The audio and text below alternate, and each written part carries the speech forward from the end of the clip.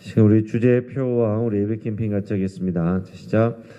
복음의 사람 예배자로 살게 하소서. 우리는 가정의 예배자입니다. 우리는 영적 예배자입니다. 우리는 삶의 예배자입니다. 아멘. 이번 주 묵상 말씀 마가복음 1장 15절 우리 세 번 같이 하겠습니다. 이르시되 때가 찼고 하나님의 나라가 가까이 왔으니 회개하고 복음을 믿으라 하시더라. 이르시되 때가 찼고 하나님의 나라가 가까이 왔으니 회개하고 복음을 믿으라 하시더라. 이르시되 때가 찼고 하나님의 나라가 가까이 왔으니 회개하고 복음을 믿으라 하시더라. 아멘. 오늘 우리 주시는 하나님의 말씀은 마태복음 18장 21절에서 35절까지의 말씀입니다. 오늘 본문을 통해서 왜 용서인가 라는 제목으로 우리 말씀의 은혜를 같이 나누겠습니다. 여러분, 요즘 세상에는 이 분노와 증오로 인해서 이 마음과 정신이 망가진 사람들이 참 많은 것 같습니다. 지난 2018년 제가 우리 교회에 올 때에 먼저 일어났던 이 유명한 강서구 PC 살인사건, 여러분도 다 아실 겁니다. 전 국민을 충격과 또 놀라움으로 또 빠뜨렸습니다. 이 게임에 져서 화가 나니까 청년 한 사람이 돈으로 환불해달라 이런 말도 안 되는 소리를 했습니다. 당연히 아르바이트생이 안 된다 그러면서 이제 시비가 이제 싸움으로 붙었습니다.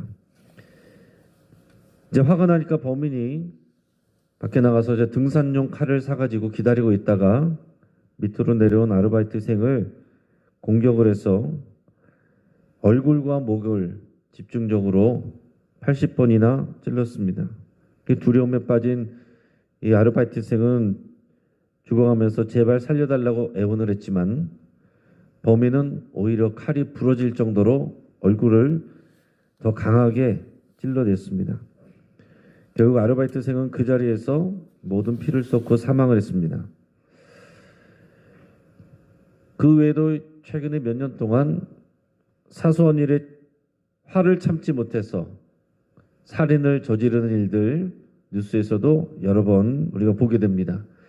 또 실제로 우리 차도에서도 보면 또 클렉션은 뭐 울렸다, 뭐 끼어드는데 끼워주지 않았다, 그런 아주 사소한 이유 가지고 차도에서 차를 세우고서 상대방 운전자를 끌어내려서 멱살을 잡고 폭행을 하는 그런 일들이 아주 많습니다. 또 아무 이유도 없이 연고도 없는 사람에게 그냥 자신이 속상하고 화가 난다는 이유로 폭행을 하는 묻지마 폭행이라는 이런 말도 우리 생겨난 지 몇 년 되지 않는 것 같습니다. 뭔가 이 사회 전체가 화난 감정으로 지금 망가져가고 있지 않은가 이런 생각을 하게 돼요. 이 화난 감정을 다스리지 못하는 이런 분노 조절 장애, 이런 환자들이 너무나도 많은 것 같습니다.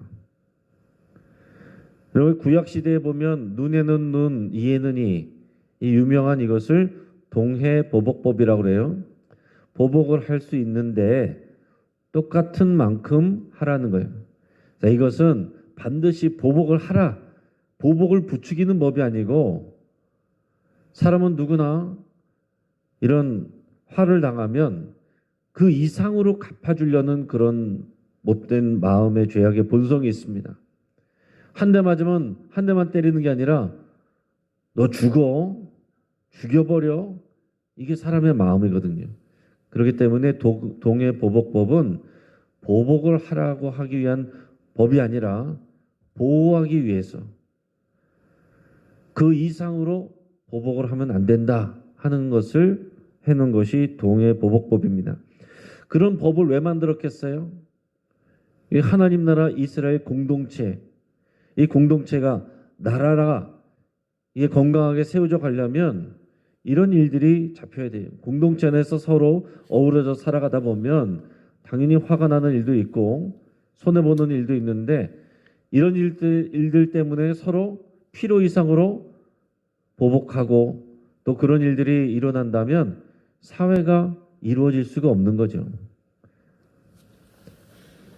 자, 예수님은 이 땅에 오셔서 하나님의 나라를 선포하셨습니다. 때가 찼고 하나님의 나라가 가까이 왔으니 회개하고 복음을 믿으라 그랬습니다.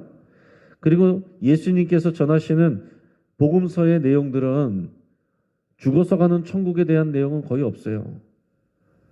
거의 대부분이 어떤 것입니까? 이 땅에서 살아가는 하나님 나라를 말씀하고 있는 겁니다. 오늘 용서에 대한 주제를 예수님께서 말씀하셨는데 우리가 죽어서 가는 천국에서 용서가 무슨 필요가 있어요? 거기서는 용서가 필요 없는 겁니다. 예수님이 말씀하시는 용서는 이 땅에서 살아갈 때 우리가 이 공동체로 또 살아가는 것이기 때문에 이 땅에서 살아가는 우리의 공동체, 신앙 공동체, 이게 하나님 나라가 되어야 되고 하나님 나라의 법을 따라야 된다는 것입니다.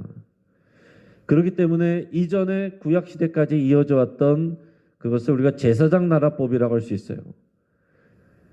이 구약시대는 하나님과 언약을 이스라엘 백성 맺으면서 내가 너희를 제사장 나라 되게 하겠다 그랬습니다. 거룩한 백성 내 소유가 되게 한다 그랬습니다. 그래서 그 나라를 제사장 나라라고 표현할 수 있는데 제사장 나라의 법, 지금까지 제사장 나라의 법을 지켰다면 이제 예수님이 가져오신 선포하신 하나님의 나라에서는 그것을 능가하는 새로운 사랑의 법을 예수님이 선포하고 가르쳐 주시는 것입니다. 오늘 예수님께서 말씀하시는 이 용서는 세상법에서도 찾아볼 수가 없고 또 제사장 나라법인 이 율법에서도 그 안에서도 머물 수 없는 그것을 훨씬 뛰어넘는 놀라운 사랑의 법입니다.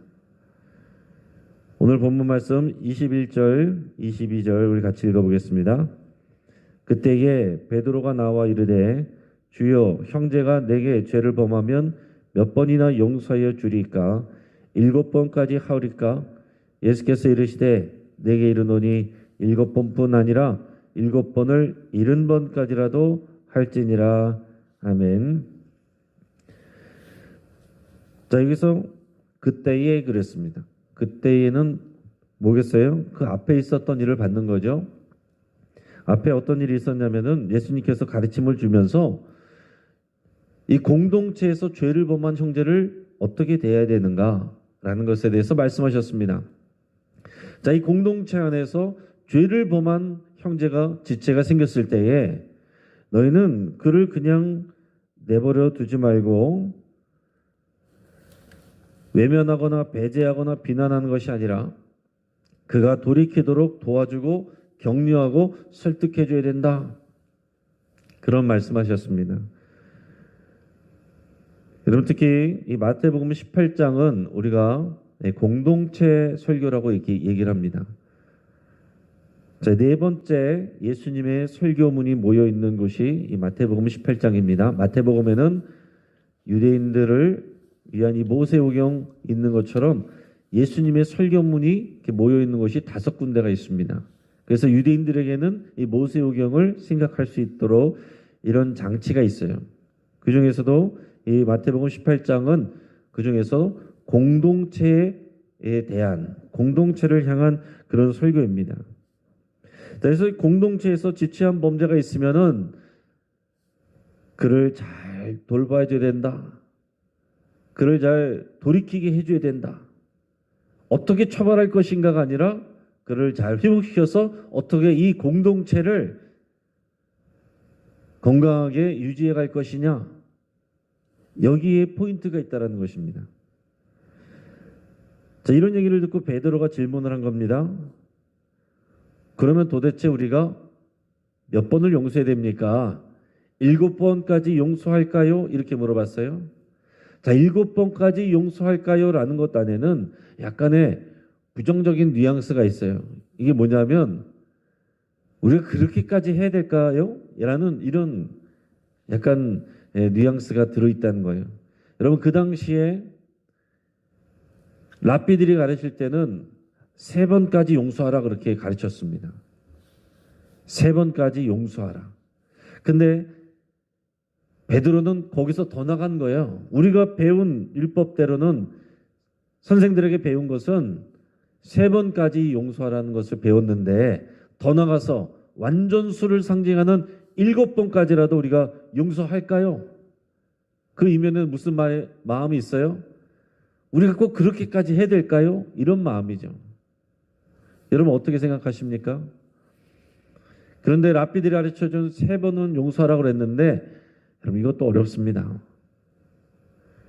우리가 누군가 우리 공동체 안에서 그냥 지나가는 사소한 말실수뿐만이 아니라 우리가 구체적인 우리에게 금전적인 손해를 끼치고 남들 앞에서 우리가 수치와 수모를 주는 그런 일을 당했을 때 몇 번까지 여러분 용서하시겠습니까? 3번 용서하는 건 보통 일이 아닙니다. 우리 옛말에도 참으린자 3번이면 우리가 사람도 살린다라고 그랬어요. 쉬운 일이 아닌 거거든요. 오히려 보면 관계 가운데서 지금까지 계속 다 잘했는데 100번을 잘했어도 한 번 잘못하면 관계 끊어버리는 사람 많이 있습니다. 근데 3번을 용서하는 것도 대단한 일인데 베드로는 거기서 더 나가서 7번까지라도 할까요? 그랬더니 예수님이 뭐라고 말씀하십니까? 7번이 아니라 7번을 70번이라도 해야 된다. 이건 둘 다 완전수입니다. 7도 완전수고 70을 상징하는 7 곱하기 10도 완전수고, 그래서 이것은 끝없이 하라는 것이지 490번 채우라는 얘기가 아닙니다. 우리에게는 몇 번을 용서해야 되나 하는 그런 기준의 자격이 없다라는 거예요. 그런 기준을 갖고 있는 것은 우리가 어떤 자격이 있다는 것을 전제하고 있는 것입니까? 내가 그럴 만한, 그 용서를 할 만한 존재라는 그런 마음이 있는 거예요.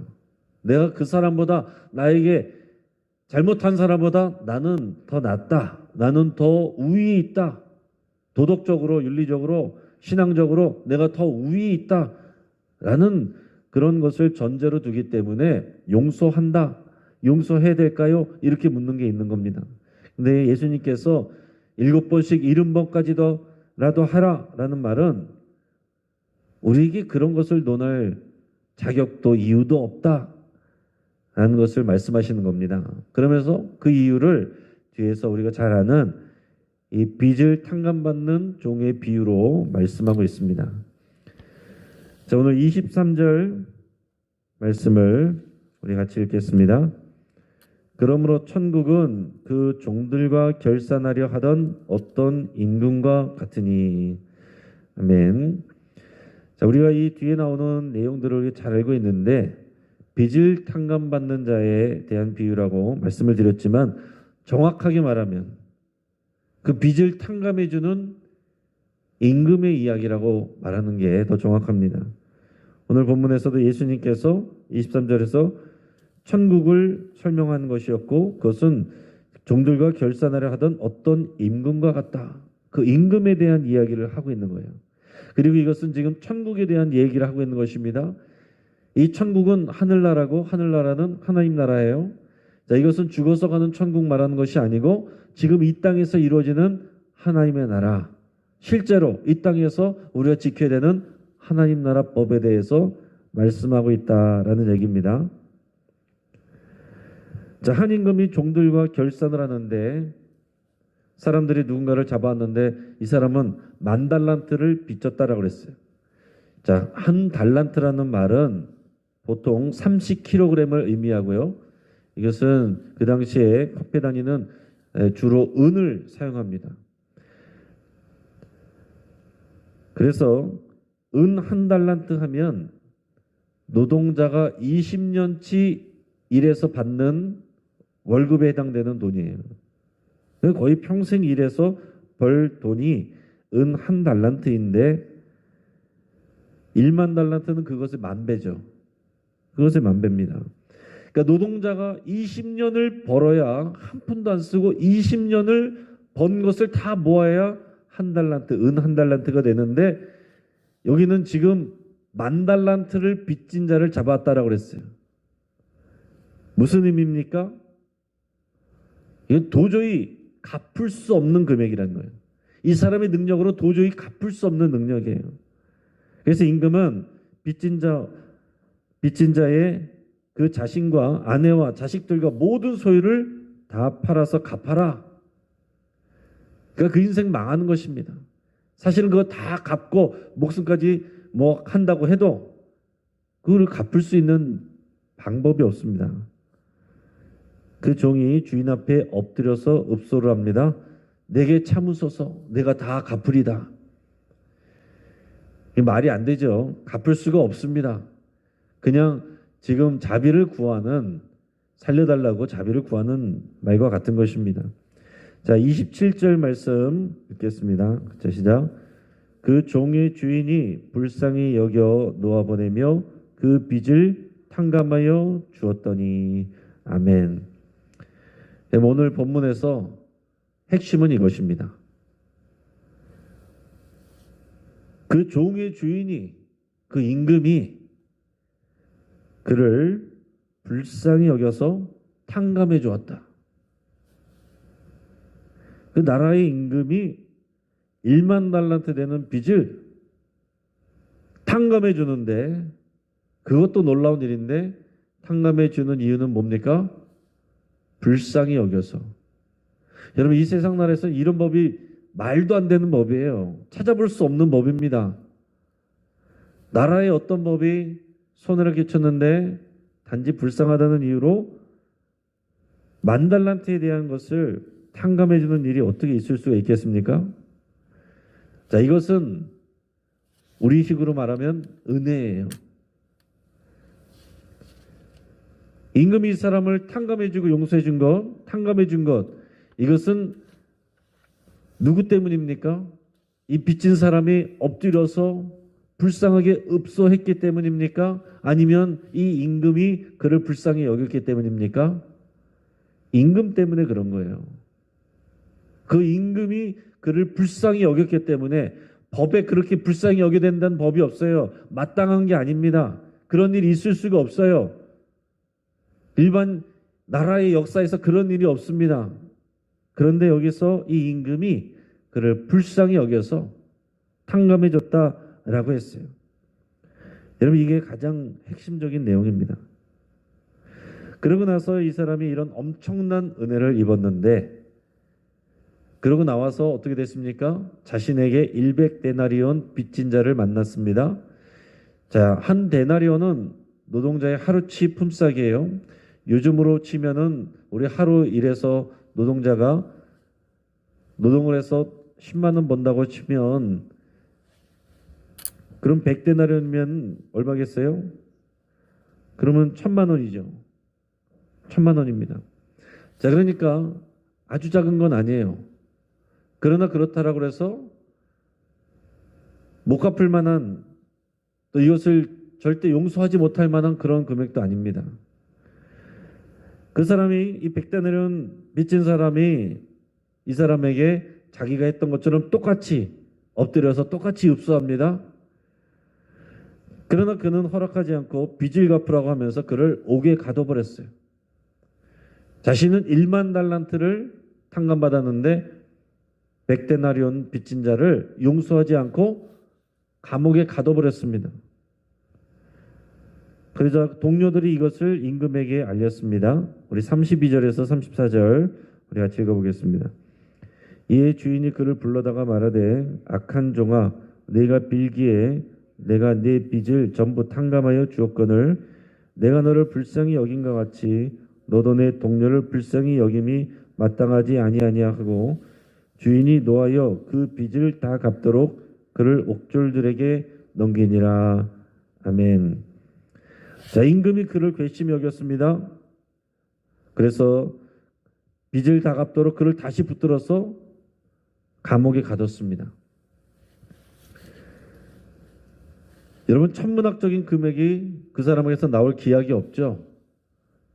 그것을 다 갚도록 감옥에 가뒀다는 얘기는 무슨 얘기예요?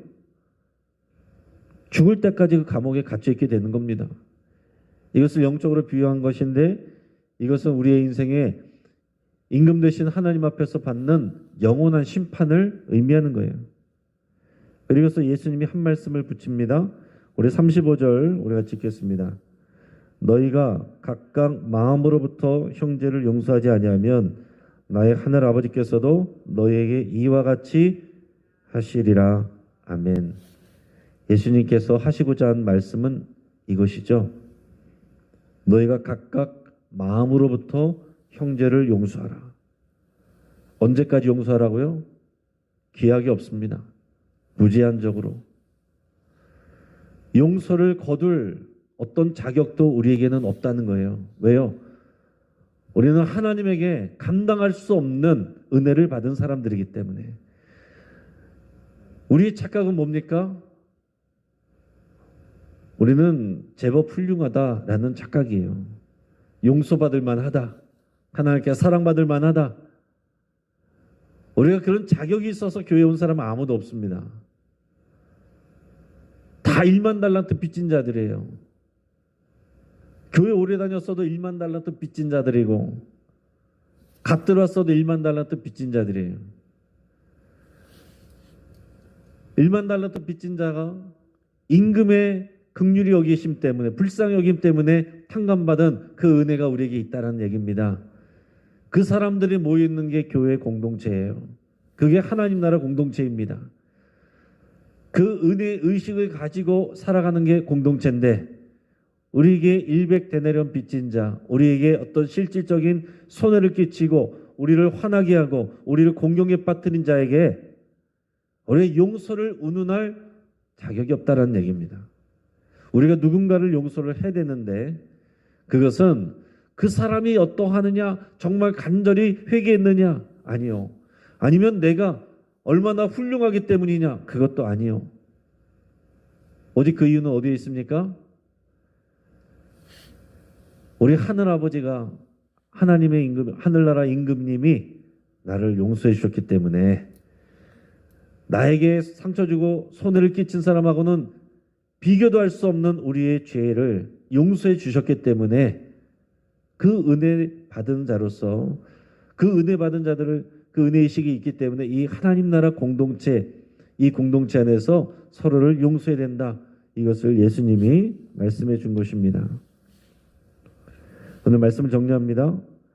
자, 예수님은 율법으로 운영되던 제사장 나라가 아니라 이제는 새로운 하나님의 나라를 선포하신 것이고 하나님 나라에 대해서 설명하시는 거예요.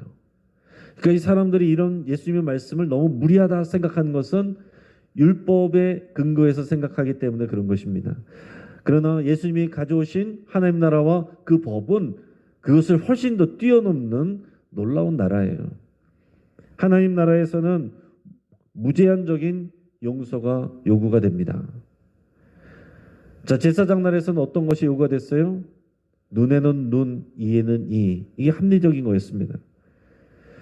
여러분, 우리가 지체를 제한 없이 용서해야 되는 이유는 우리가 하나님께 먼저 말도 안 되는 용서를 받았기 때문입니다. 우리가 잘해서가 아니라 하나님이 우리를 불쌍히 여기셨기 때문이에요. 하나님의 나라는 신앙 공동체입니다. 이 땅에서 신앙 공동체가 우리의 하나님 나라예요. 여러분, 죽어서 가는 나라에는 용서가 없다라고 그랬어요. 용서가 필요한 것은 바로 이것입니다. 이곳에서 예수님 말씀처럼 마음으로부터 계속적으로 용서해야 된다. 이게 하나님 나라를 살아가는 것입니다. 그러지 아니하면 우리는 입술로만 주여 주여 하고 하나님 나라와는 상관없는 삶이 될 수밖에 없다는 거예요. 지금 우리 신앙 공동체, 우리 가족과 교회, 이 신앙 공동체에서 당장 필요한 것이 용서라고 가르쳐주고 있습니다. 여러분, 용서 없는 회개, 용서 없는 예배, 용서 없는 봉사 다 무용지물입니다. 용서 없으면, 우리 용서하지 아니하면, 마음으로부터 용서하려는 그런 결단이 없으면 우리가 하는 모든 신앙 행위들이 의미 없는 껍데기가 되어버린다는 얘기입니다. 그리스도인들이 피하고 싶어하는 본문이지만 절대로 피해서는 안 되고 우리가 정말로 하나님 나라를 누리는 중요한 길이고 단서이고 열쇠라는 것을 여러분 꼭 기억하실 수 있길 바랍니다. 우리가 지금 사순절을 지내고 있는데 예수님 얼마나 아프셨을까? 그거 생각하는 때가 아니에요. 예수님이 십자가 지시기 위해서 오신 것은 우리를 용서하시고자 하는 하나님의 놀라운 사랑의 행동입니다. 말도 안 되는 사랑의 행동이에요. 합리적인 이유를 뛰어넘는 하나님의 사랑 행동. 우리가 사랑 말은 많이 하지만 구체적인 사랑은 용서입니다. 용서를 못하는데, 용서를 안 하는데 사랑을 논할 수가 없는 것입니다. 당장 내 눈앞에 보이는 우리 지체와 형제를 용서하지 못하는데 사랑을 논할 수가 없고 하나님 나라를 논할 수가 없고 믿음을 논할 수가 없다라는 얘기입니다. 오늘 우리 영신교회 안에 또 우리 가정 안에 우리가 마음으로부터 용서하지 못한 사람이 있다면 여러분 선포하시고 용서하시기 바랍니다. 그 사람이 충분히 변화됐기 때문에 그런 게 아니에요. 하늘 아버지께서 하나님 나라의 임금이 우리 1만 달란트 이상 되는 우리를 용서하셨기 때문입니다. 같이 기도하겠습니다. 우리 말씀을 붙잡고 함께 기도하겠습니다. 우리 죄를 용서해 주신 우리 하나님의 사랑을 깊이 누릴 수 있기를 여러분이 위해서 같이 기도하겠습니다. 우리 사순절에 우리는 이 하나님의 사랑을 우리가 실감하고 누려야 됩니다. 그리고 용서하지 못하는 내 모습을 하나님 앞에 회개할 수 있길 바랍니다.